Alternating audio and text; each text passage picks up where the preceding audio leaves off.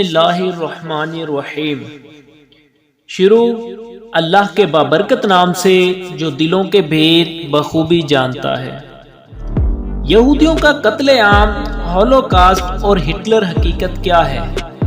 مرگ انبوہ، جسے انگریزی زبان میں ہولوکاسٹ کہا جاتا ہے، دراصل دوسری جنگ عظیم کے دوران جرمنی کے چانسلر ہٹلر کی نازی افواج کے ہاتھوں مبینہ قتل عام کا شکار ہونے والے یہودیوں سے منسوب ہے۔ ہم جانیں گے ہٹلر کی ذاتی زندگی کے بارے میں۔ اڈولف ہٹلر 20 اپریل 1899 کو آسٹریا کے ایک غریب گھرانے میں پیدا ہوا۔ اس کی تعلیم نہایت کم تھی۔ آسٹریا کے دارالحکومت ویانا کے کالج آف فائن آرٹس میں محض اس لیے داخلہ نہ مل سکا کہ وہ اس کے مطلوبہ معیار پر پورا نہیں اترتا تھا۔ 1913 میں ہٹلر جرمنی چلا آیا، جہاں پہلی جنگ عظیم میں جرمنی کی طرف سے ایک عام سپاہی کی حیثیت سے لڑا اور فوج میں اس لیے ترقی حاصل نہ کر سکا کہ افسران کے نزدیک اس میں قائدانہ صلاحیتوں کی کمی تھی۔ 1919 میں ہٹلر جرمنی کی ورکرز پارٹی کا رکن بنا، جو 1920 میں national socialist German workers party یعنی کہ نازی پارٹی کہلائی۔ 1921 میں وہ پارٹی کا چیئرمین منتخب ہوا اور 1930 میں منعقد ہونے والے انتخابات میں نازی پارٹی جرمنی کی دوسری سب سے بڑی پارٹی بن گئی۔ 1933 کے انتخابات میں نازی پارٹی اکثریت حاصل نہ کر سکی، مگر سب سے بڑی پارٹی ہونے کی حیثیت سے صدر نے ہٹلر کو حکومت بنانے کی دعوت دے دی اور ہٹلر ملک کے سب سے اعلیٰ عہدے چانسلر تک پہنچ گیا۔ چانسلر بننے کے بعد ہٹلر نے جو سب سے پہلا کام کیا وہ نازی پارٹی کا فروغ تھا۔ دوسری جنگ عظیم کے آخری ایام میں 30 اپریل 1945 کو ہٹلر نے برلن میں اپنی زیر زمین پناہ گاہ میں اپنی نئی نویلی دلہن ایوان براؤن کے ساتھ خودکشی کر لی۔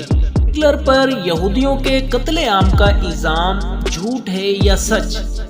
ذہن میں سوال پیدا ہوگا کہ ہٹلر یہودیوں کے خلاف کیوں تھا؟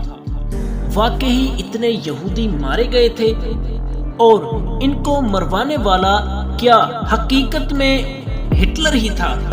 ان سوالات کے جوابات آپ دیکھیں گے اس ویڈیو میں۔ ہٹلر اور اس کی پارٹی نے پہلی جنگ عظیم میں ناکامی کی بنیادی وجہ یہودیوں پر ڈال دی، جو بالکل سچ تھی، جس کی وجہ سے جرمنی جنگ ہار گیا اور ورسیل کے معاہدے میں ذلیل ہونا پڑا۔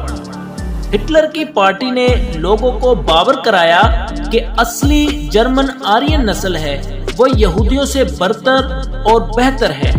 یہ اس لیے کہا کیونکہ یہودی نہ صرف امیر ترین تھے بلکہ ملک کے اعلیٰ ترین عہدوں پر فائز تھے۔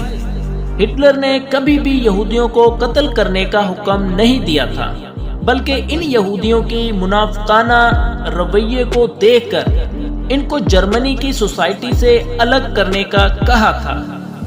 یعنی یہ لوگ ہمارے ملک میں اونچے عہدے پر فائز ہو کر ایک قسم کی خفیہ لوٹ مار کر رہے ہیں۔ یعنی جرمنی کے کرپٹ سیاستدان ان یہودیوں کے ساتھ ملے ہوئے تھے کیونکہ یہودیوں کے پاس بہت زیادہ پیسہ تھا۔ اس کی مثال ہمارے آج کے سیاستدان جیسی ہے۔ جرمنی میں یہودیوں کی کل آبادی صرف 1% تھی، لیکن انہوں نے بینکوں، اخباروں اور میڈیا پر کنٹرول حاصل کر رکھا تھا۔ یہودی خاص طور پر جنگ عظیم اول کے بعد سیاسی طور پر بہت مضبوط اور متحرک ہو گئے تھے۔ اڈولف ہٹلر کمیونزم کے خلاف بھی تھے کیونکہ کمیونزم کے بانی کارل مارک یہودی تھے۔ بہت سے یہودی جرمنی کے کمیونسٹ پارٹی کا حصہ تھے۔ پہلی جنگ عظیم میں یہودیوں کی منافقت کے بعد جو جرمنی کی شکست کا سبب بنا، جرمن یہودیوں سے زیادہ نفرت کرنے لگے تھے۔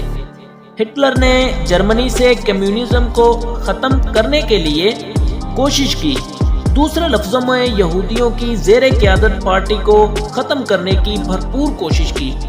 ہٹلر کی حکومت آنے کے بعد انہوں نے یہودیوں کو الگ کرنا شروع کر دیا۔ زیادہ یہودی امریکہ چلے گئے، لیکن جنگ کے نتیجے میں ان میں سے بہت سارے جرمنی میں ہی پھنس کر رہ گئے۔ برطانوی سامراج نے پہلے ہی وعدہ کیا تھا کہ وہ یہودیوں کو اپنی زمین واپس حاصل کرنے میں مدد کریں گے۔ پہلی جنگ عظیم میں برطانوی سامراج نے ابن سعود کی مدد کر کے عرب پر اقتدار حاصل کرنے میں کامیابی حاصل کی، جو خلیفہ کے خلاف تھے، اور دوسری جنگ عظیم کے بعد پھر اسرائیل کی شکل میں اقتدار پر قابض ہوئے۔ جرمنوں نے یہودیوں کے منافقانہ رویے کی تعریف یوں کی: یہودیوں کا جرمن فوج کے پیٹھ پیچھے سے چھرا گھونپنا۔ یہ تعریف جرمنی میں اس لیے مشہور تھی کیونکہ یہودی جرمنی میں اکثریتی اعلیٰ درجے کے عہدوں پر فائز تھے۔